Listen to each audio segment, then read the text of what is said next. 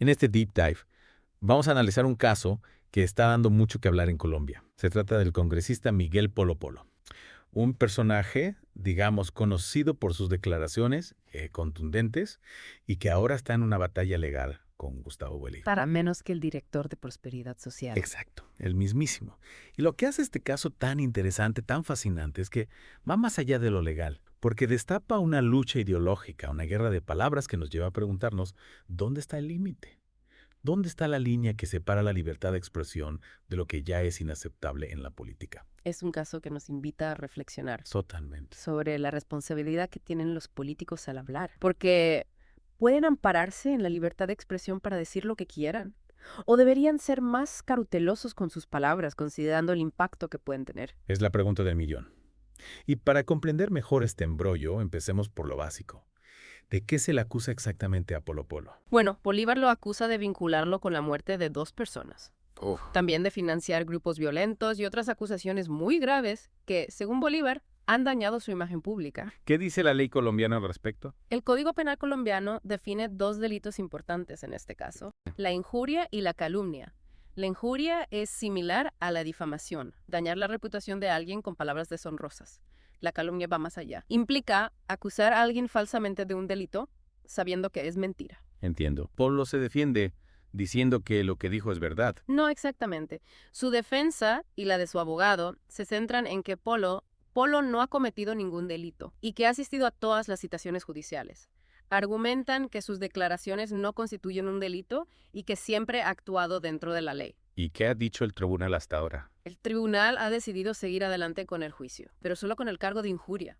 El cargo de calumnia fue desestimado. O sea que no encontraron pruebas suficientes de que Polo Polo se inventara las acusaciones. Pero espera, si no se ha probado que mintió, aún podría ser culpable de injuria. Precisamente. Y aquí es donde la cosa se pone interesante, porque nos lleva a una pregunta fundamental. ¿Se puede ser castigado por decir algo que, aunque sea cierto, daña la reputación de alguien? Eso tiene unas implicaciones para la libertad de expresión. De hecho, he leído que Bolívar rechazó un intento de Polo Polo de retractarse de sus declaraciones. ¿Y sabes por qué? Sí, Bolívar dijo que la retractación llegó demasiado tarde. Para él, el daño ya estaba hecho, especialmente durante la campaña electoral, y percibió el intento de Polo Polo como una estrategia legal para evitar consecuencias, no una disculpa sincera. Interesante. Esto nos dice mucho sobre cómo se perciben las disculpas en política, ¿no crees? Totalmente. A veces, en plena batalla política, una disculpa puede verse como un signo de debilidad. O como una simple maniobra para salvar la imagen. Exactamente. Y esto nos lleva a otra pregunta. ¿Cómo afecta este caso a la forma en que los políticos se comunican? ¿Veremos un cambio hacia un discurso más cauteloso por miedo a demandas? ¿O se intensificará la polarización y la agresividad verbal? Preguntas complejas. Sin duda tendrán un impacto en el futuro político de Colombia. Pero antes de entrarnos en las posibles consecuencias, creo que es importante que profundicemos en la defensa de Polo Polo.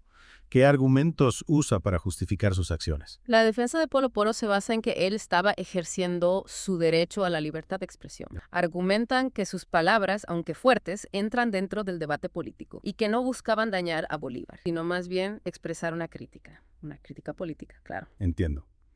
Pero la libertad de expresión, como hemos visto, tiene sus límites. ¿Cómo se define ese límite entre la crítica legítima y la injuria en este caso? Ahí es donde el tribunal debe analizar varios factores. El contexto de las declaraciones, la intención de Polo Polo al hacerlas. Y si realmente afectaron la reputación de Bolívar de forma injusta o desproporcionada. Ya veo.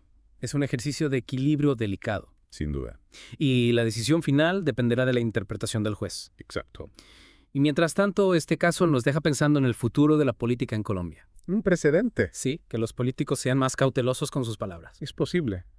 Podría generar un efecto disuasorio, que los políticos piensen 2 veces antes de lanzar acusaciones o comentarios injuriosos. Podríamos ver campañas electorales más moderadas, con menos ataques personales. Suena bien, pero también podría llevar a evitar debates importantes por miedo a represalias legales. ¿No crees que eso sería un problema para la democracia? Es un riesgo, claro.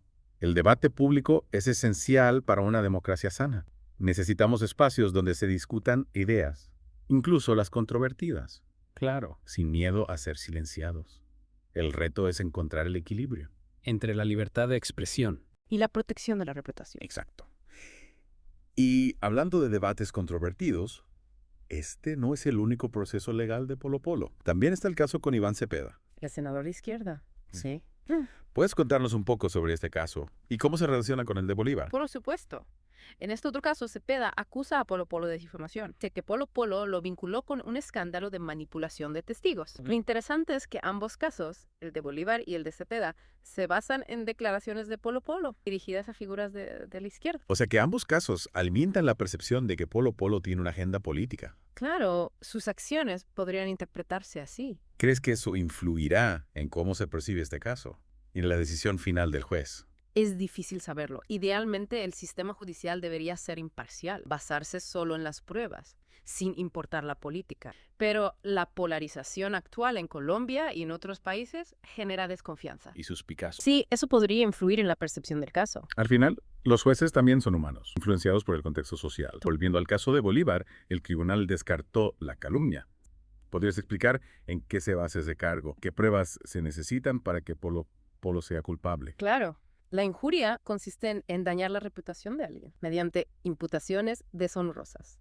En este caso, la Fiscalía debe demostrar que las declaraciones de Polo Polo fueron realmente ofensivas Ya veo. y que causaron un daño real a la imagen de Bolívar. ¿Y qué tipo de pruebas podrían usarse? Testimonios de gente que cambió su opinión sobre Bolívar, encuestas que muestran una caída en su popularidad. Exacto. Ese tipo de pruebas serían válidas. También análisis de expertos en comunicación para ver si las palabras de Polo Polo fueron objetivamente deshonrosas. La defensa, por su parte, intentará demostrar que las palabras de Polo Polo no tuvieron un impacto real o que estaban amparadas por la libertad de expresión. Es un proceso complejo, con muchos factores en juego. Sin duda. Y más allá del veredicto final, este caso nos deja una pregunta. ¿Cómo encontramos el equilibrio entre la libertad de expresión y la responsabilidad de no dañar con nuestras palabras? Especialmente en política. Una pregunta que va más allá de la política. En la era digital, con las redes sociales, todos tenemos el poder de influir. Y de hacer daño. Sí, con nuestras palabras. Y este caso nos hace reflexionar. Sobre cómo usamos nuestro lenguaje. Exacto. En lo virtual y en lo real. Totalmente. Este caso es un recordatorio. La libertad de expresión no es un cheque en blanco. No, no lo es. Implica responsabilidad, compromiso con la verdad y respeto incluso al criticar. Y para los que quieran saber más sobre el contexto colombiano. Recursos. Sí, ¿qué recomiendas? Hay muchos recursos en línea. Claro. Pero para un análisis profundo de Colombia, recomiendo Voces de Colombia. Un podcast, ¿no? Sí, podcast. Con una perspectiva crítica y bien documentada. Y a nuestros oyentes les recordamos que este Deep Dive es solo una introducción.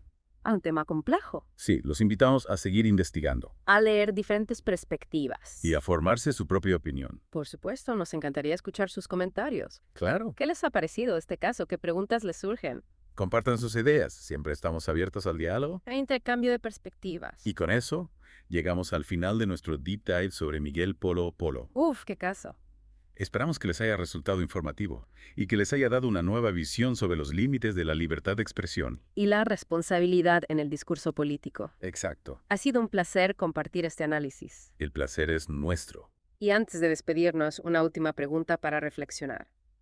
¿Cómo podemos fomentar un diálogo político más responsable? Más constructivo. Incluso con la polarización y las diferencias. Una pregunta que todos debemos hacernos. Y mientras reflexionan, les deseamos felices fiestas. Y un próspero año nuevo. Hasta la próxima. Y no olviden, para ampliar la conversación, apóyanos Podcast Voces de Colombia para ampliar más la audiencia en YouTube